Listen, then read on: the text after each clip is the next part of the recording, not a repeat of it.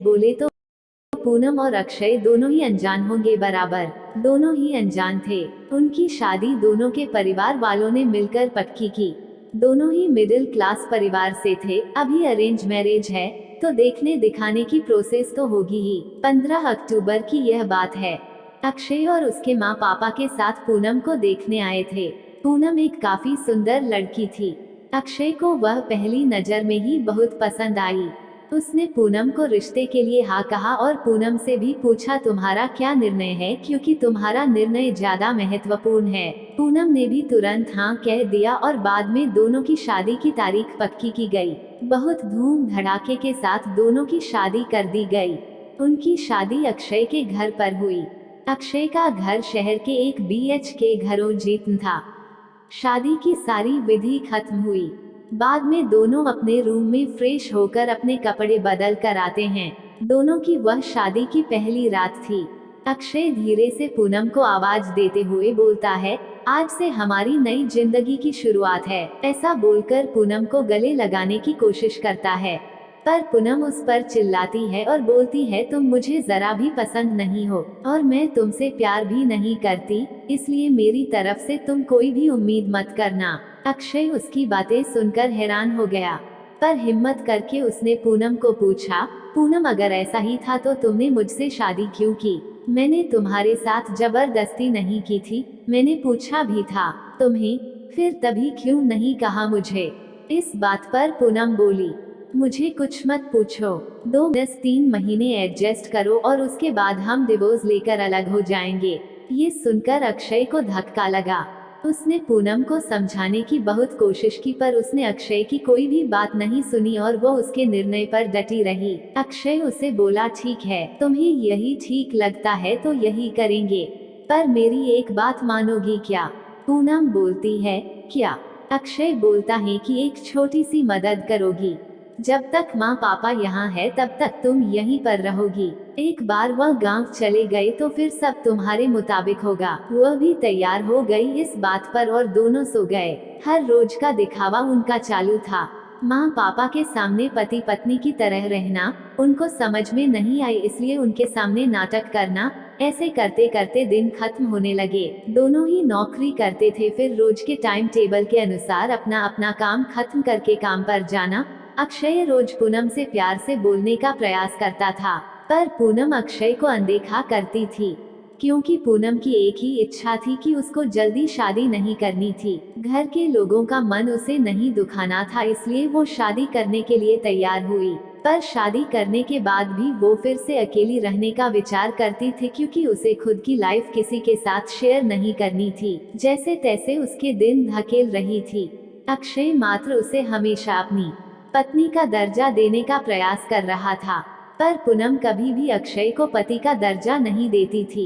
एक दिन फर्श पर पानी गिरा हुआ था, तब पूनम का पैर उस पर अचानक से फिसला और उसका पैर फ्रैक्चर हो गया। अक्षय तुरंत उसे डॉक्टर के पास लेकर गया। उसका इलाज होता है। डॉक्टर कहता है पैर पर जरा सा भी जोर नहीं देना है।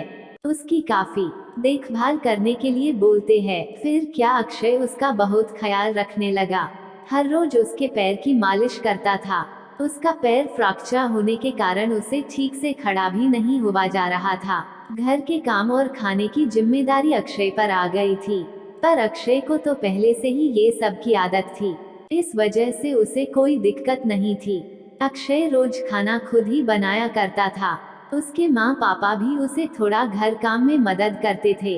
रोज काम पर जाने से पहले पूनम के लिए नाश्ता और खाना बनाकर खुद के हाथों से उसे नाश्ता, काम पर से आने के बाद सबसे पहले उसके पैरों की मालिश करता था। उसे थोड़ा चलने के लिए मदद करता था। कोई भी काम हो उसके लिए मन से करता था। फिर भी वह अक्षय को प्यार से नहीं बुलाती। उसका मन अक्षय को स्वीकारने के लिए तैयार ही नहीं था। एक दिन पूनम को देखने के लिए उसकी सहेली आए।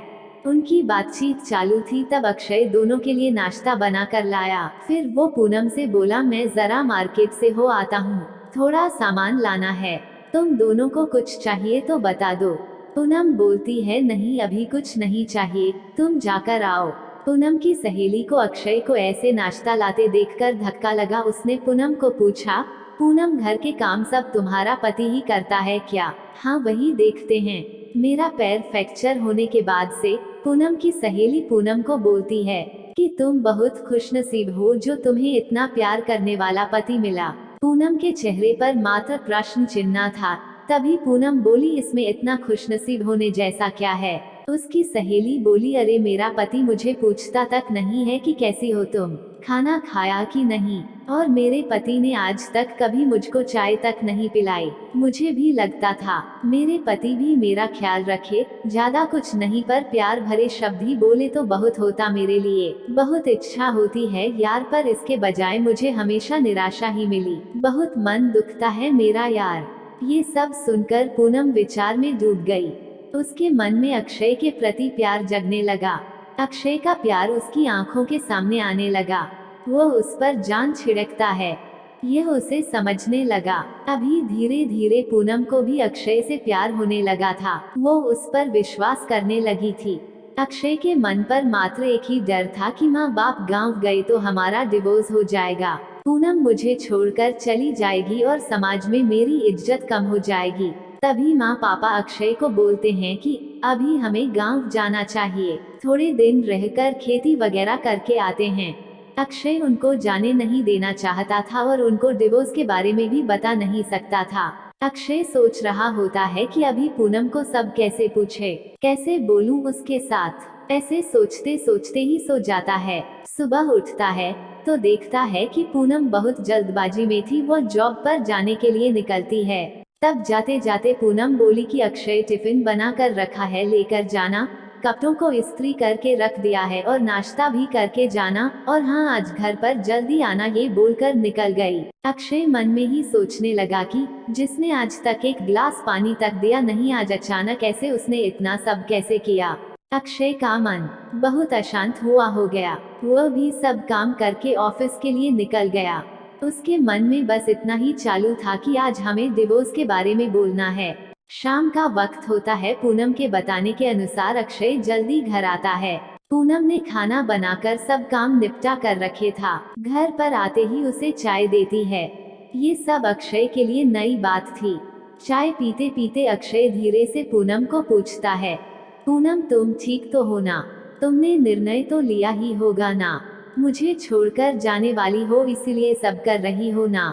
इस पर पूनम बोलती है, मैंने अपना फैसला ले लिया है और मैं कहीं पर भी नहीं जा रही हूँ। मेरी पूरी जिंदगी में तुम्हारे साथ जीना चाहती हूँ। और जाकर अक्षय को गले लगा लेती है। वो बोलती है, मैं तुम्हें छोड़कर कहीं नहीं जाऊंगी, मैं तुमसे बहुत प्यार करने लगी हूँ और अभी यह हमारा रिश्ता कोई भी नहीं तोड़ सकता। जिंदगी में बहुत बड़ी भूल हो गई होती मुझसे अगर मैं तुम्हें खो देती तो। अरेंज मैरिज करके भी तुम्हारे जैसा इतना प्यार करने वाला पति मुझे मिला, यही मेरी खुशनसीबी है। दोस्तों, वीडियो देखने के लिए बहुत बहुत धन्यवाद। दोस्तों, चैनल को लाइक, शेयर, कमेंट और सब्सक्राइब जरूर करें।